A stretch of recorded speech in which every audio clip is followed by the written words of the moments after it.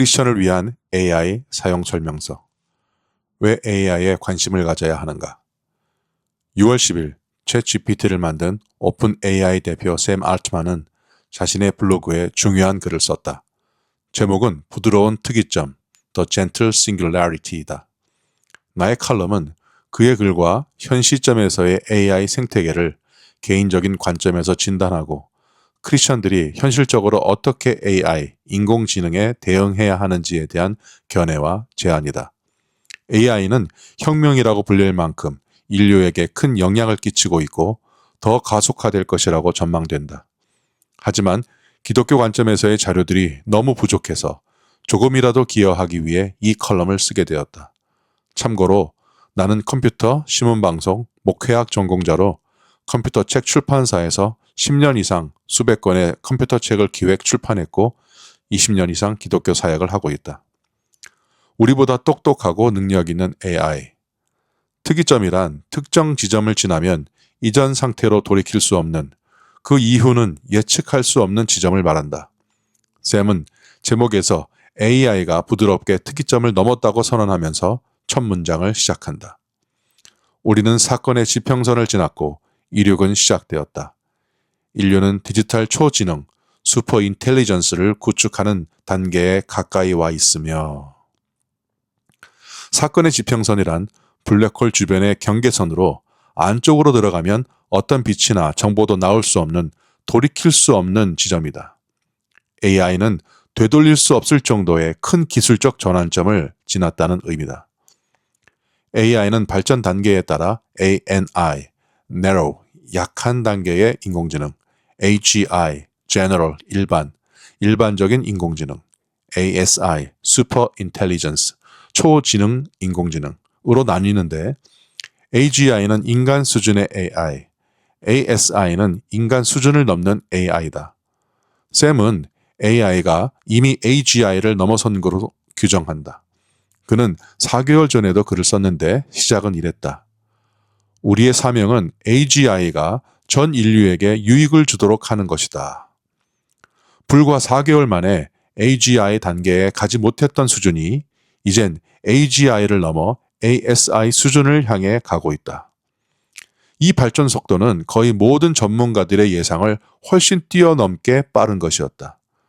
최근 정보로는 전 세계 인구의 10%가 넘는 8억 명에서 10억 명이 챗GPT를 사용하고 숫자는 지금도 엄청난 속도로 늘고 있다.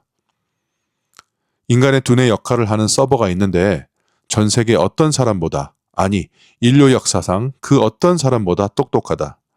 지금도 8억 명 이상이 24/7 내내 쉬지 않고 챗GPT에게 다양한 정보를 주고 있고 챗GPT는 한꺼번에 그들과 소통한다. 한번 주입된 정보는 절대 잊지 않고 그걸 토대로 스스로 배우고 잠을 잘 필요도 없고 휴식을 취하지도 않고 계속 발전하고 있다. 샘은 2027년에는 실상에서 일을 할 수 있는 로봇이 등장할 것이고 2030년대에는 지금과는 완전히 다른 차원의 세상이 될 것이라고 예상한다. 첫 100만 개의 인간형 로봇을 만들면 그 후엔 그 로봇이 자체적으로 일하고 더 많은 로봇을 만들어 진보 속도가 더욱 가속화될 것이라고 한다.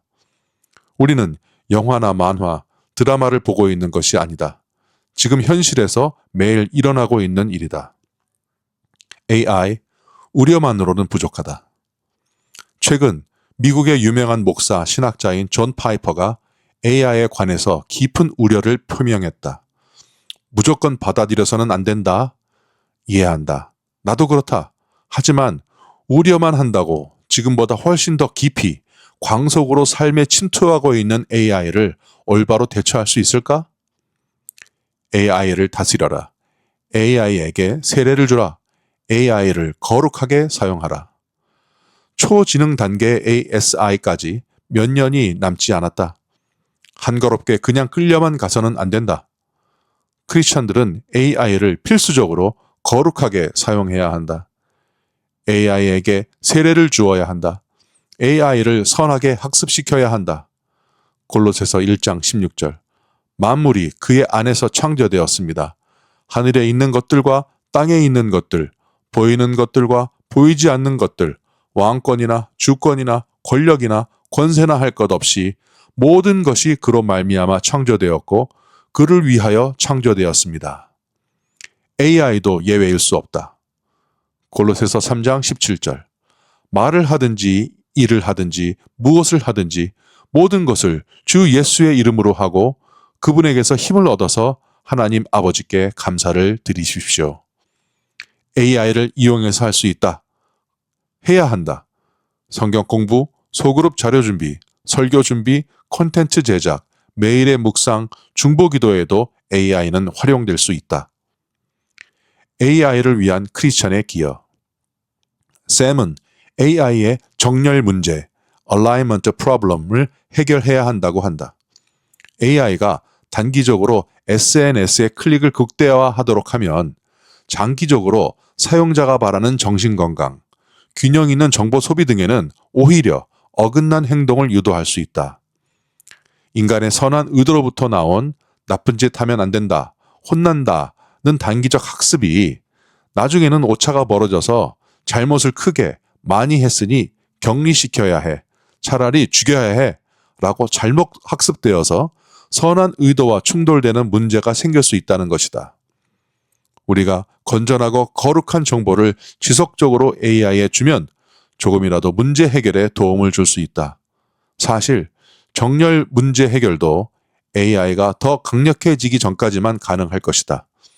초지능 단계까지 이르면 너무 똑똑해서 인간의 깊은 의도까지도 간파해서 효과가 없기 때문이다.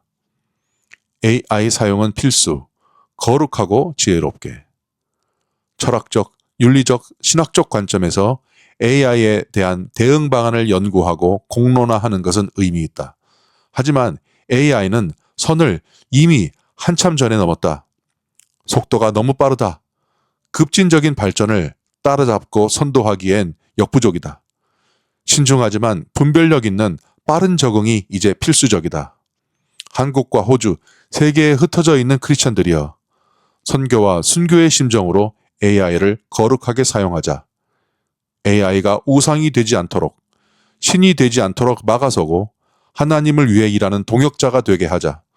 주님의 도우심을 구하자. AI는 주님이 다스리시는 이 땅에 인간이 만든 기술일 뿐이다. 주님께 불가능한 일은 없다. AI를 통해 오직 주님만이 영광 받으시길 간절히 기도한다.